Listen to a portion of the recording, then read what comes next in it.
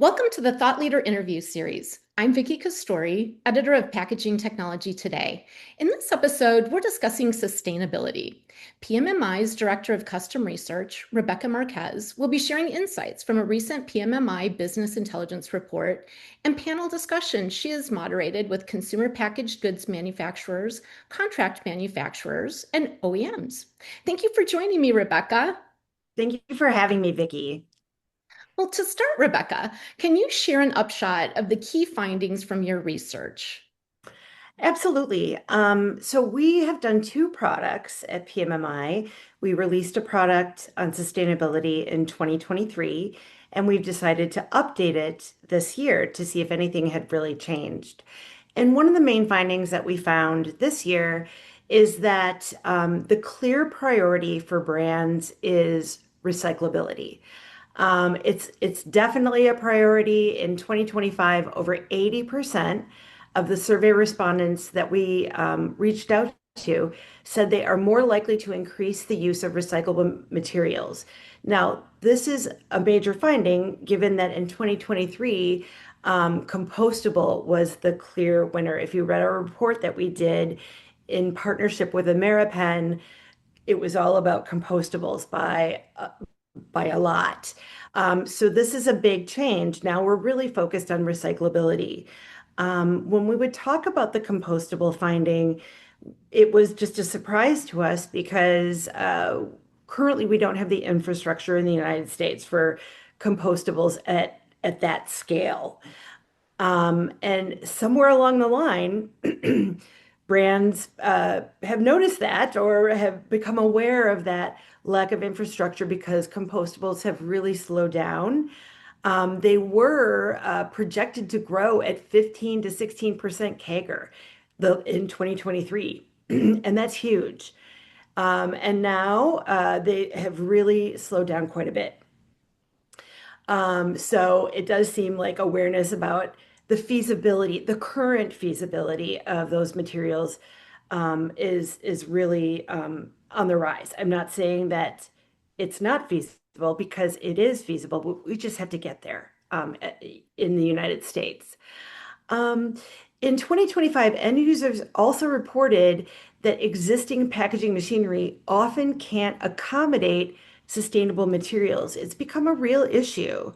We didn't hear about that as much in 2022, but we're hearing about it now.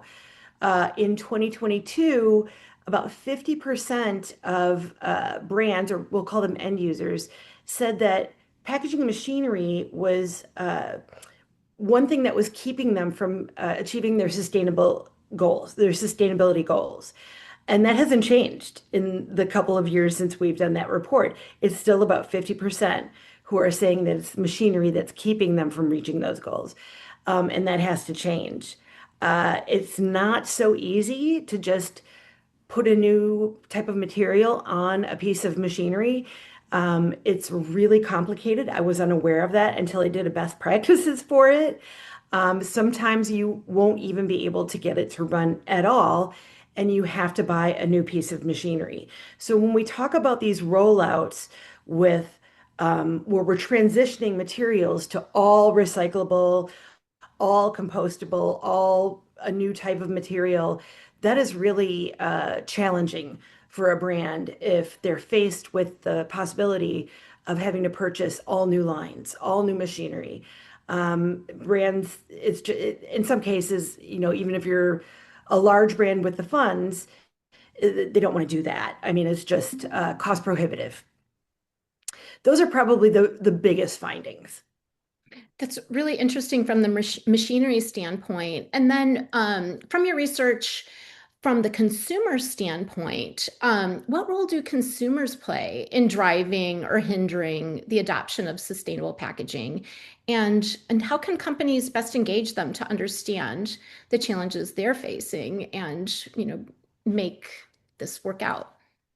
Well, consumers do play a large role. So when we talk to brands or when we survey brands, it's always one of the top choices, one of the top options for them as to what is driving your choices in the materials that you're selecting. Consumers really do play a large part. Um, Ultimately, there are other factors that will come into play. Cost is always a factor for brands, but there are practical things that brands have to consider as well, that consumers may not think about, such as uh, does the material that I'm packaging my chips in have the correct oxygen barrier? Is it going to keep the oil from seeping out? Is it going to seal correctly on the machine that I'm using? These are all things that the consumer might not consider. So, although the consumer plays a large part and consumers are becoming really savvy about the materials that they want their food or their products packaged in, there are just another set of criteria that brands really have to consider when they're making these choices for their products. So what are some of the unexpected challenges or business advantages that companies have discovered on their journey towards sustainable packaging? Well, I don't know if they're really unexpected challenges or advantages. Um, I guess you could say that an advantage is if companies choose to make these changes now, they are pretty much falling in line with upcoming regulations and laws that are coming into play across the United States. We're seeing the advancement of EPR, and that's changing state by state slowly, but it's on the table in a lot of states. We're seeing bottle bills. We're seeing all this change, regulatory change. So when you make these changes as a brand, you could fall into this where you're just meeting regulation. You never know. But then challenges always that arise, cost is always a challenge. That is always the number one thing that brands mention. Um, I mean, always, no, without almost without fail. That's always the top consideration. Sometimes we don't even like to ask about it because we know that's going to be the number one thing. Um, so I wouldn't say there's really anything surprising. You would be surprised how well brands plan for things. I don't know that they're really going to be shocked by anything. So they're very good at seeing things coming, and they're very good at really planning this out. I have yet to see a brand that is really surprised by any major move, because these are major moves that you're talking about. These investment moves are really well planned, really thought out. Interesting. And, looking at your report from 2022 or 2023, there was a lot of conversation around the innovation gap with sustainable materials and standardization of recycling.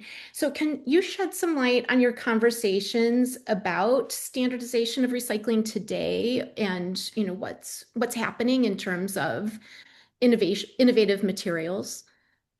Well, based on some of the conversations that I've had with recycling professionals, and brands as well, our recycling infrastructure in the United States is very old and it is diverse. It's not the same in every state.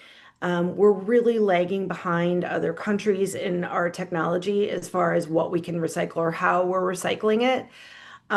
If we get it standardized, we can, I guess, I don't know if you'd want to say close the innovation gap. The difference in I guess the difference in how our recycling facilities are across the United States makes it difficult to come up with new materials and to get them at scale. I mean, I've run into materials designers, materials providers that have new and innovative products that they can get to market. One of the problems is, can I get it to scale? Which a lot of times they cannot. And then you're talking about getting something to scale that can be recycled in every single municipality with a different type of recycling across the United States. That's really challenging. So if we had a standardized system, I think it would make it much easier for innovative materials to be widely recycled in the same way in every municipality across the United States. I do think we're kind of a little bit a ways away from that, though, just based on my conversations with recycling professionals, people from MRFs, and just brands. Interesting. And then we've talked about, the business side and the consumer side. So what about the retailer's side and some of the requirements that they're introducing? So is this driving any change with materials or machinery? Absolutely. Retailers play a huge part as well because retailers and the customer plays a huge part in this too. This is where the consumer is very important because they want retailers to package things in different ways for their particular needs. So they may want a 4-pack of something, a 4-pack of different kinds of flavored widgets. They might want a 6-pack, an 8-pack, a 12-pack. All of those different combinations of flavors, sizes, whatever, require different, not different machinery, but in some cases, different machinery, different materials to hold them together. Everything has to be different programs to get machinery to do the things to get them packaged in that way. And that's all consumer driven. And retailers are putting pressure on brands to do this, and brands are putting pressure on OEMs to get designs, machinery that can do these things. It's changing a lot. I mean, retailers are really driving a lot of this, and it's putting a lot of pressure on our OEMs for PMMI, our members, and brands have to fulfill these needs for retailers to get the business. So looking ahead, Rebecca, which emerging technologies or materials in sustainable packaging are you most excited about and why? Well, there's a lot going on in packaging innovation right now. Maybe not necessarily in materials, although there is innovation going on in materials. A lot of the innovation in packaging is happening in automation and robotics. We're really excited about all of that. However, we do track materials usage. And we're really excited about being able to look at what companies are using and just to kind of keep track of that. No one else does it as far as we know. And so we have a dashboard that is free for everyone to use.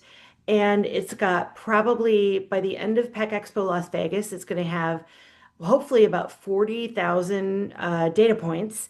And so we're really excited about it. And it does have sustainable packaging materials on there.